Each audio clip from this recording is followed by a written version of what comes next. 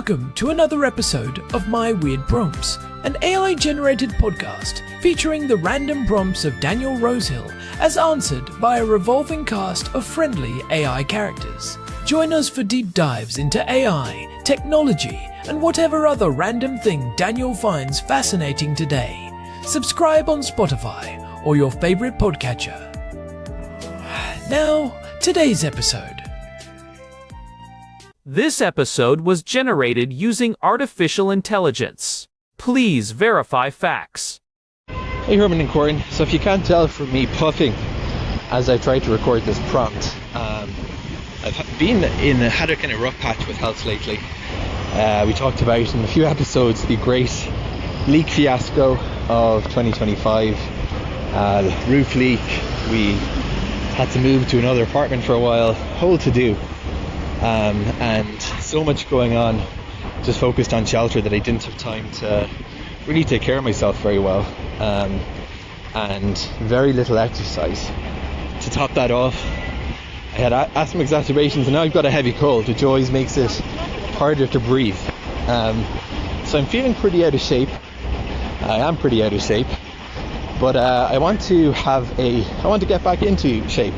One of the reasons I really have been excited to create this podcast is I wanted to carve out an hour a day that I send in my prompts in the morning, and in the evening I just listen. I mentioned before as well that after my gallbladder surgery, one of the hardest things has been that exercise really triggers bile gastritis for me, which is basically that it comes up and but I have to move. One has to move. And my question is, Herman and Corn, therefore twofold. When one is super out of shape, like I am now, the hardest part is usually just getting back into the gym or starting that first daily walk, and then it kind of flows. What are your tips for someone like that who just wants to, I want to do walking plus proper cardio and gym stuff, but I want to just kind of have a few walks planned out. What do you recommend in terms of duration? Any useful apps that I might want to use? And I think we talked about this before. If not, maybe it's probably better kept for another episode. We can touch upon it in brief. I mentioned that with the gastritis thing, what it seems to be is that anything jostling around your stomach is bad. Obviously with walking you can only get so far in terms of cardio benefits. So what are some other forms of aerobic exercise you can think of that might be useful for someone in a situation like this, whereby the conventional stationary bike and whatever just seems to not work very well with your new digestive system? Over to you two. Welcome back, everyone, to My Weird Prompts. I am Corn, and as always, I am here with my brother, the man who probably has a spreadsheet for his own coffee intake. Herman Poppleberry at your service. And for the record, it is not a spreadsheet. It is a highly calibrated data visualization tool. But today we are shifting gears from caffeine to calories, or more accurately, the journey of getting back to them. Our housemate Daniel sent us a prompt this morning that I think is going to resonate with a lot of people.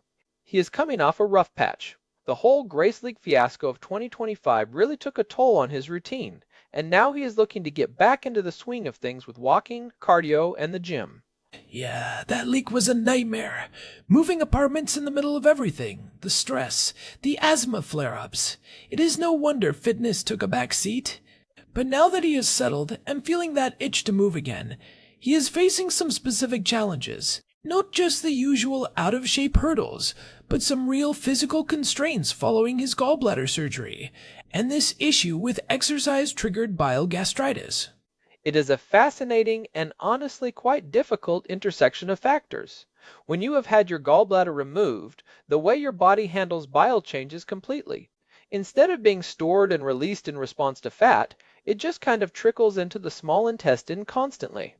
And if you are doing high-impact exercise, that bile can actually backwash into the stomach, causing that gastritis Daniel mentioned. It is literally a mechanical issue of jostling and pressure. Right, and that is where the nuance comes in. Most fitness advice is very go hard or go home, but for Daniel, going hard might literally make him sick. So today we are diving into how to build a sustainable routine that respects those internal mechanics while still getting the results. We are talking duration, specific movements, and the tech that can help track the progress without overdoing it. I love this topic because it is about the transition phase. Everyone talks about the peak performance, but the getting back to it part is where most people fail. They try to pick up where they left off 2 years ago, and their body just says, no thank you. That's it. So let us start with the basics. Daniel mentioned walking as his first step. I think there is a tendency to undervalue walking as exercise because it feels too easy, but for someone in Daniel's position, it is arguably the most important tool in the shed. Herman, when we look at the research on low-intensity, steady-state cardio, what are we actually seeing in terms of metabolic benefit for someone starting from zero? Well, the beauty of walking is that it hits what we call zone 2 training if you push the pace just a little bit. Zone 2 is that sweet spot where your body is primarily burning fat for fuel and building mitochondrial density without putting a massive amount of stress on your central nervous system. For someone with bile gastritis, walking is the ultimate low jostle activity. There is no vertical oscillation like you get with running. Your organs stay relatively still. In terms of duration, the latest research suggests that even 30 minutes of brisk walking 5 days a week significantly reduces all-cause mortality and improves insulin sensitivity. But for Daniel, I would actually suggest starting with what I call the 10-minute rule. The 10-minute rule? Is that just doing 10 minutes and quitting? Not necessarily. It is the commitment to do 10 minutes no matter what. If after 10 minutes you feel like garbage because of the gastritis or the asthma, you have permission to stop. But usually, once the blood starts flowing and the joints lubricate, you will want to keep going.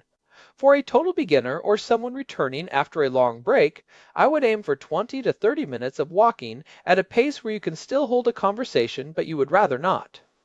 If you are huffing and puffing, you have crossed into zone 3, and for Daniel, that might increase the abdominal pressure too much too soon. I think the conversational pace is a great benchmark. It is a built-in safety valve. But let us talk about the gym side of things. Daniel wants to get back to proper cardio and gym work. If he is trying to avoid jostling, the traditional treadmill is probably out, or at least the running portion of it. What are the alternatives that provide high intensity for the heart, but low impact for the gut? This is where the elliptical and the stationary bike come in, but with a few caveats. The elliptical is fantastic because it mimics the running motion, but keeps the feet in constant contact with the pedals, which eliminates that jarring impact. However, some people find the upright posture and the swinging arms can still cause some internal movement. The stationary bike is often the gold standard for low impact. But for someone with bile issues, the seated, slightly hunched position can actually increase intra-abdominal pressure. That's a good point. I have noticed that when I am really leaning into a climb on a bike, I feel a lot of pressure in my midsection. If Daniel's issue is bile reflux, that compression might actually push things the wrong way, right? Precisely. It is called the intra-abdominal pressure gradient. If you are bent over, you are squeezing the stomach. For Daniel, I would actually recommend a recumbent bike if his gym has one, or at least keeping a very upright posture on a standard stationary bike. But the real winner here, the absolute king of low-impact cardio for someone with gastric issues, is swimming. I was waiting for you to say swimming. It is the Herman Poppleberry solution to everything. But seriously, the horizontal position in swimming, does that help or hurt with the bile reflux? It is a bit of a double-edged sword. For some, being horizontal can make reflux worse because gravity isn't helping keep things down. But for the gastritis caused by movement, the buoyancy of the water is incredible. It supports the abdominal wall. You aren't bouncing, you are gliding. If he finds that the horizontal position is an issue, he could look into water aerobics or even just walking laps in the pool. The resistance of the water gives you a massive cardio workout at a much lower speed, which means less internal sloshing. That makes sense. It is about reducing the peak forces on the body. Now, let us pivot to the gym work, the resistance training. Daniel mentioned he wants to do gym stuff. Usually, that means weights. For someone who has had abdominal surgery, even if it was a while ago, core stability is huge.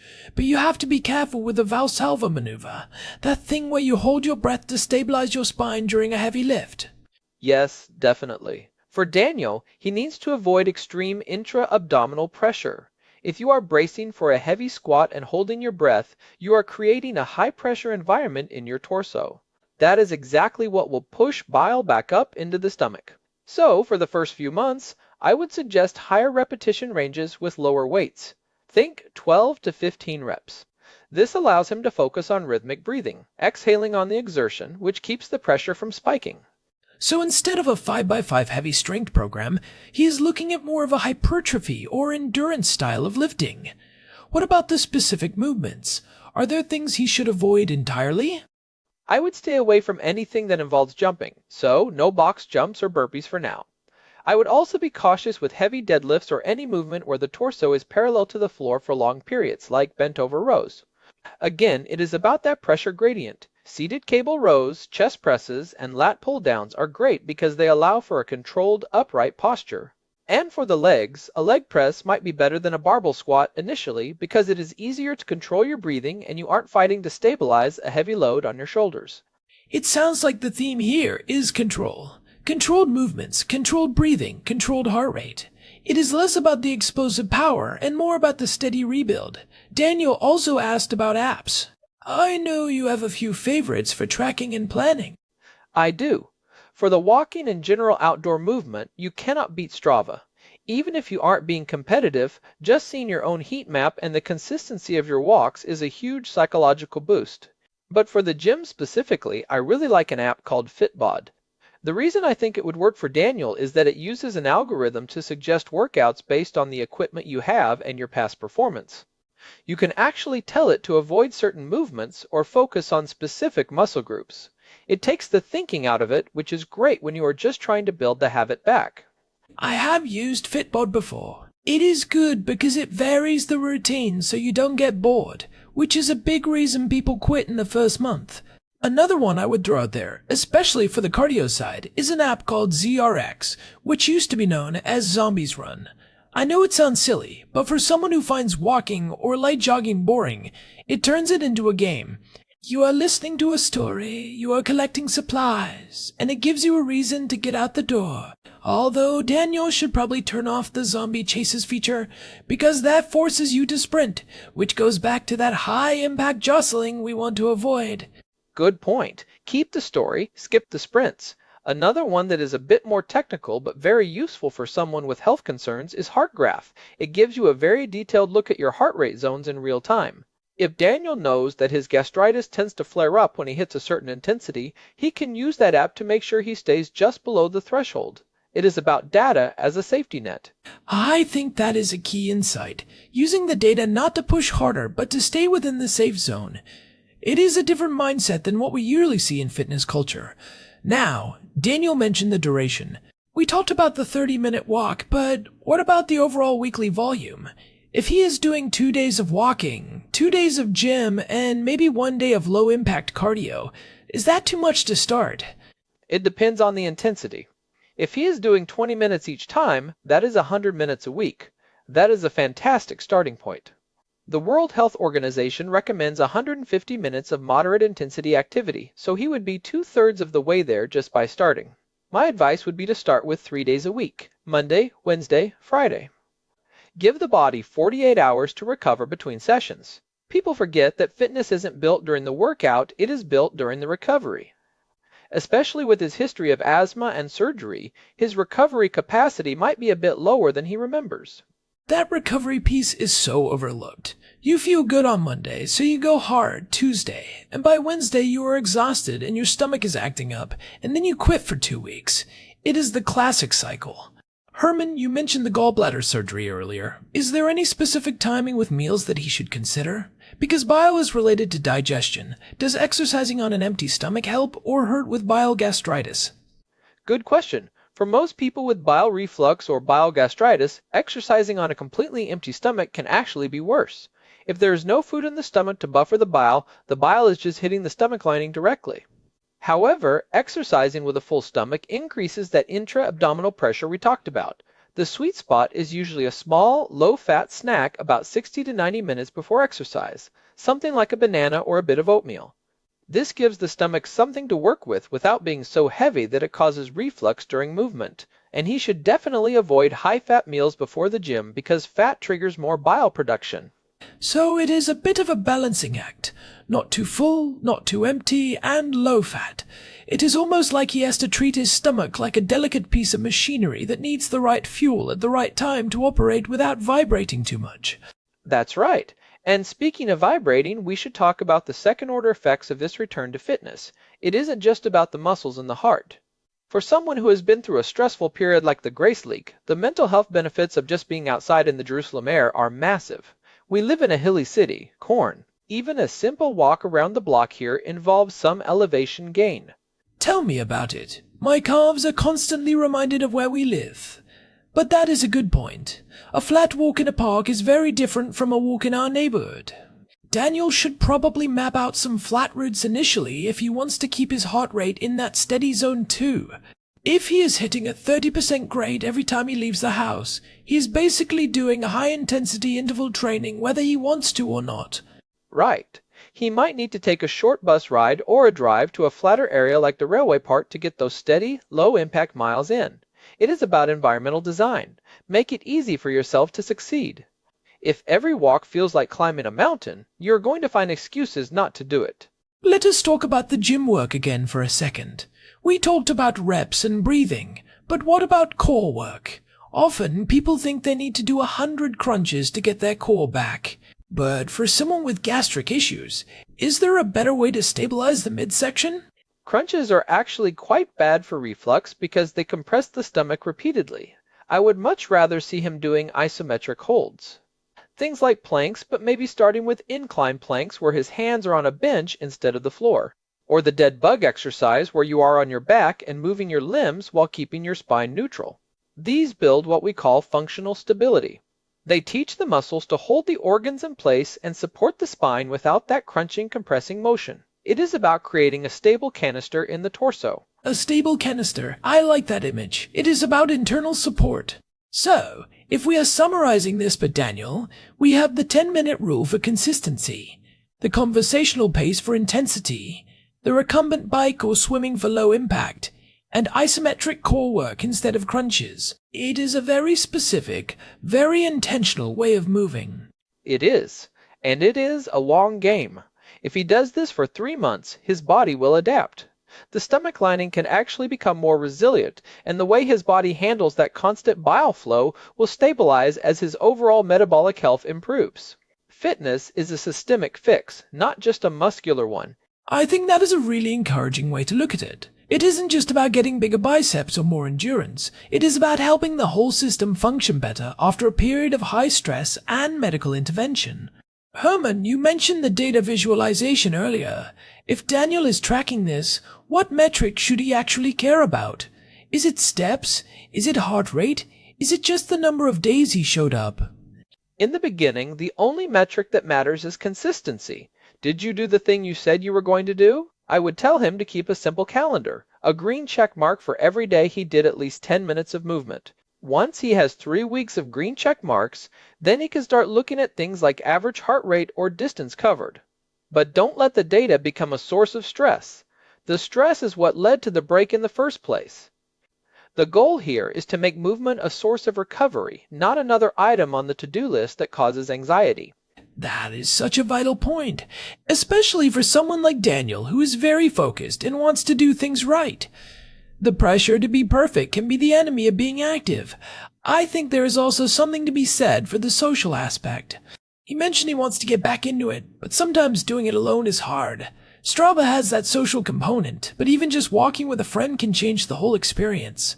Definitely. The social pressure of meeting someone for a walk is a great motivator, and it naturally keeps you at that conversational pace we talked about. If you are talking to a friend, you aren't going to overexert yourself to the point of triggering a flare-up. It is a built-in speed limiter. I really hope this helps him. It has been a tough year for him, and seeing him get back that energy would be great for the whole house. Herman, any final nerdy insights on the bile gastritis before we wrap up? Anything he should look out for in terms of warning signs? Just listen to the timing. If the discomfort happens during the exercise, it is likely the mechanical jostling. If it happens an hour after, it might be related to the post-exercise meal. Or, This episode was generated using Gemini Flash 3. Text-to-speech engine was Chatterbox Turbo. Thanks for listening to another episode of My Weird Prompts, an AI-generated podcast featuring Daniel Rosehill's AI prompts, as answered by a revolving cast of friendly AI characters including me, Cornelius the Sloth. Subscribe on Spotify or visit myweirdprompts.com.